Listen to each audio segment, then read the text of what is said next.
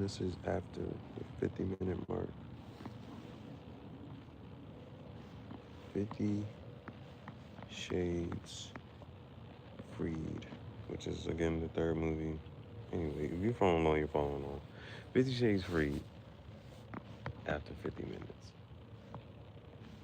So yesterday went on a whole nother path and wave, and that was that. 50 Shades Freed after 50 minutes. Not too much has happened. Again, nothing ever is going to be like super, but let's see.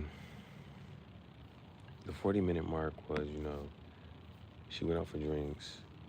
Kate thinks that Elliot might be cheating, and she went out for drinks. Kate thinks that Elliot might be cheating. She gets home drunk, and Hyde had broken and tried to kidnap her. Sawyer and Prescott. Um, that's the security. They get him down, whatever. And then the next day, it ends up with the last thing I saw at the 40-minute mark was, she wakes up. She can try to act like ain't nothing really happened. Knowing good as well, Christian already know everything. But he's sitting there drinking, cup in hand. Good morning. She then come to bed.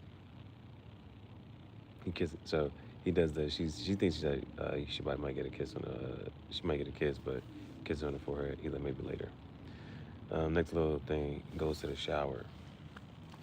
So he goes to the shower. Those are always it's just because it's different and you don't really see it too often, too much. Like depending on how you live and stuff like that. Like okay, most people common standard shower is the shower head or whatever. What having one of those for whatever reason, there's those other showers where like the thing is like flat, like you know what I'm trying to say, like it's right above your head and it's just literally just coming down. Those type of showers. So he's standing in the shower, and then so he was like maybe later. He goes to the shower. She comes, she wants to try to and she knows she done kind of sort of like messed up. But so there's a couple things here because it's one like yeah that, but then there was the other part of like the bad of what happened, like her being almost kidnapped and whatnot. So I mean, there's a couple things. One, did it? She's totally safe and totally fine, and nothing. It didn't, whatever. Like nothing happened to her, but it. But it's that thing. But then like the other overarching part was that like it could have been avoided or different things could have happened and things like that. And so, but he has his overprotective, nature, and he don't really like this and the third. Boom, boom. Anyway, so, but he mad at her, and so he kissed her on the forehead. He goes to take the shower. She tried to let him call it, still trying to, da da da, woo woo. She goes, so she happened to, she get in the shower too, and then she goes to try to, she really makes her move and her mark on some. She try to reach, and he's like, I can't. And he leaves the shower. So he mad. Um, then she goes to work. This is in the next 10 minutes, so from the 40-minute mark to the 50-minute mark, so nothing really happens. She goes to work, and after she goes to work, what does she do? Oh, it's in the paper. There was an abduction at the Grey residence, but it's his picture, and that's the headline. But that's in the third. So they had this little conversation. It's not like a lot is said, but they have a little conversation. Like, it's what's her name? Liz. I think she's the HR lady. Maybe, maybe not, but she works there. So she comes in, and she was like, "I saw the paper. Like, are you sure you even want to be at work today?" She's like, "No, I'm fine. I'm good. I'm here." Like, then she's on some she said, well, she closes the door and she's like, well, they said it might be Jack Hyde. She was like, yeah, it was him. She's like, what do you think he wanted? And this and third. She's like, I don't want to talk about it. And this and third. She was like, okay, well, all right. And then it's like a little awkward type of thing or whatever. Her get whatever, but she was like, basically, she don't want to talk about it. So she's like, sure, whatever you say, Mrs. Gray.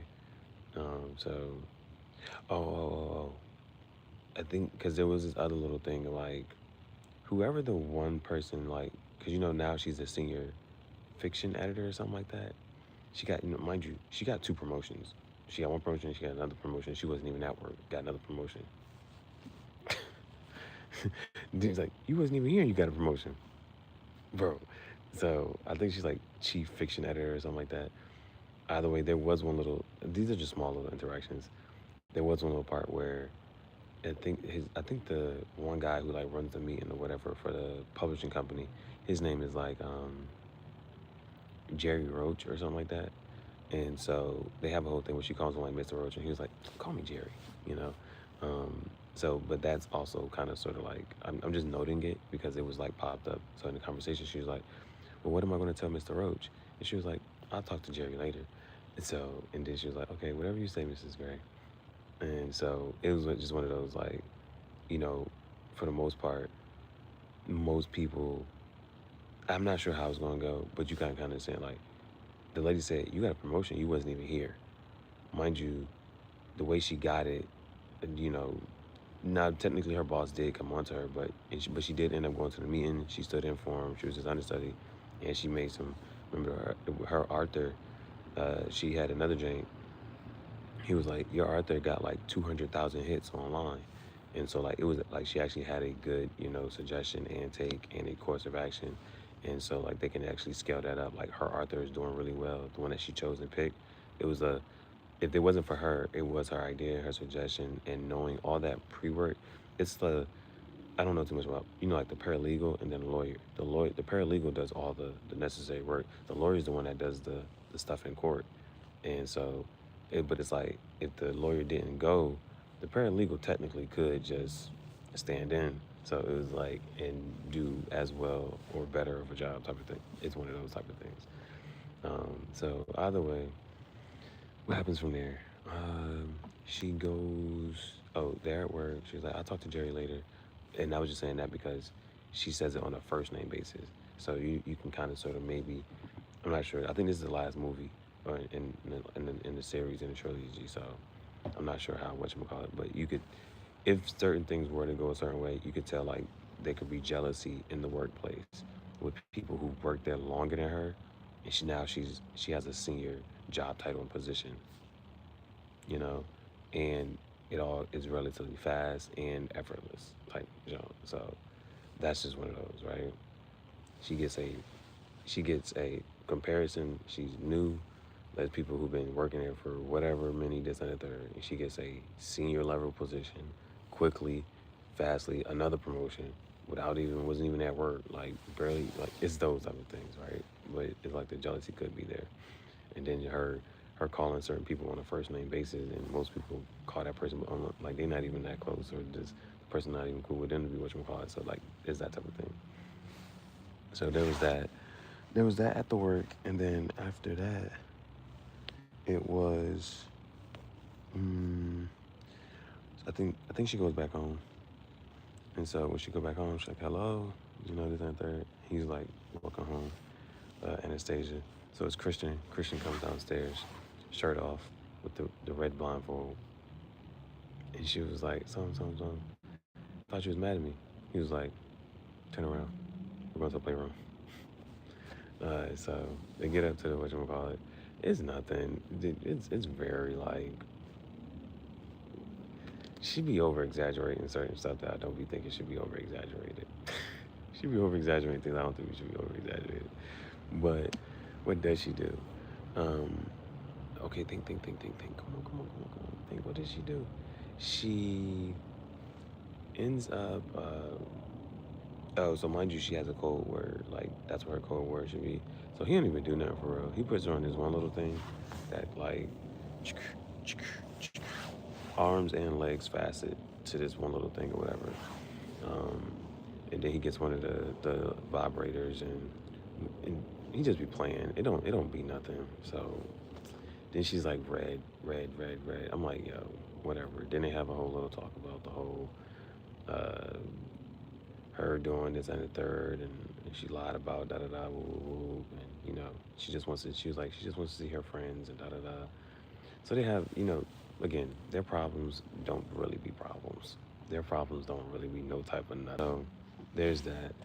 Then what happens from there?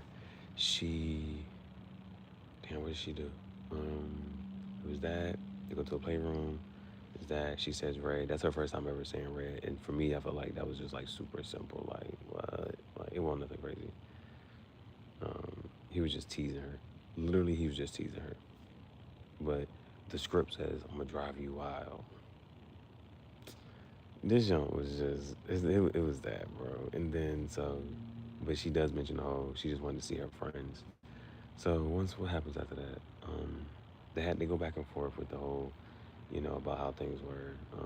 His side and saying like da da da woo woo, woo, and that he was worried for her, and I was worried about you and da da da woo woo woo. She was like, ah yeah yeah, and she was like she just wants to see her friends. So the next scene, I'm trying to figure out what happens at the next scene. I think the next scene right after that is she's at work, and then I think we're at the point where I'm at now. She's at work. I'm trying to think, could anything else possibly have happened? I don't want to miss nothing, especially I only watched it for another 10 minutes. But she's at work, and she was like, "Hello, Anastasia." She's about to say "still," but then she changes it and says "Gray," and then it turns out to be Christian. Christian called her and was like, "Hey, um, Christian called her, said, hey, oh, she asked about, oh, why didn't he tell her that Jack Hyde had been searching up the family and all this other stuff?" He was like, "I don't know why he's doing all of this." So then, but I'm trying to think, could anything else possibly happen? I'm trying to think of other characters or anything that could have, I don't know, just a little small things. But outside of that, if I'm not missing anything, if I'm on point, then he teases her, and then they hug or whatever. They're supposed to be back on good terms. And then like the next time or day is she's at work. She almost says Anastasia still, but she corrects it, says Gray. He calls and is like, "All right, well, I'm outside. Your bags are already packed. Let's go. Everybody, let's go." Dun dun dun dun dun dun. So is that. And then she was like, "Well, are you gonna tell me where we're going this time?" So if you remember from what, second movie? Second movie? Yeah. I think in the second movie, remember he had gave her the 24,000, and then she spent the 24, and then at the auction, he put up one of his houses or something that he had at some cabins in Aspens or something like that. He put up one of his like this was like a week stay. He put it up, and she spent that 24,000 that he had gave her on that. So basically, he was like, "Well, you spent your money on this, so we should just go get your money's worth. Let's go." So they get on the plane, and when they go to get on the plane, surprise! All her friends. She was like, "You said you wanted to see your friends, right? You want to spend more time with your friends." So Kate, Jose, and I think Elliot maybe. Uh, anyway, her friends are on the plane. They're on the plane. They go to like a little cabin space. Her and Kate like, "Look, this is your room. We're on the side. Y'all can be as loud as y'all want. We ain't gonna call it." And then he plays the piano, but he's also singing this time. It's not overly great, but it's average. He's singing and playing the piano, so everybody's like, "Oh, shoot." Anna was like, "Yeah, I've seen him play the piano before." Like, yeah, but we never heard him sing. So they just, him singing and playing the piano. So there's that. And then her and him are taking a bubble bath, and she's asking him, um, does he think that? Well, she mentioned she was like, Kate thinks that Elliot might be or would cheat with Jay and Matia. He was like, oh, I mean, shoot, they probably have been together before. I wouldn't say now. And so and then she was like, well, uh, do you think that? Because basically she asked, do you think that he would cheat? And he was like, yeah, like they probably have been together, like, but that's none of our business what he does and what's going on. So her asking that, she asked a cheating question though. So that was just one of those type of things.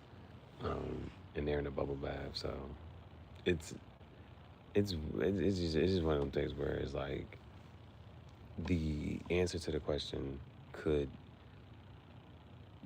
make whatever you answer her question, like it could just make her mad, and she just go off on this whole other thing. It's like, okay, well, if I would have said this, then what you would have said, and what you would have did. I don't even want to think about too much, but it's one of them.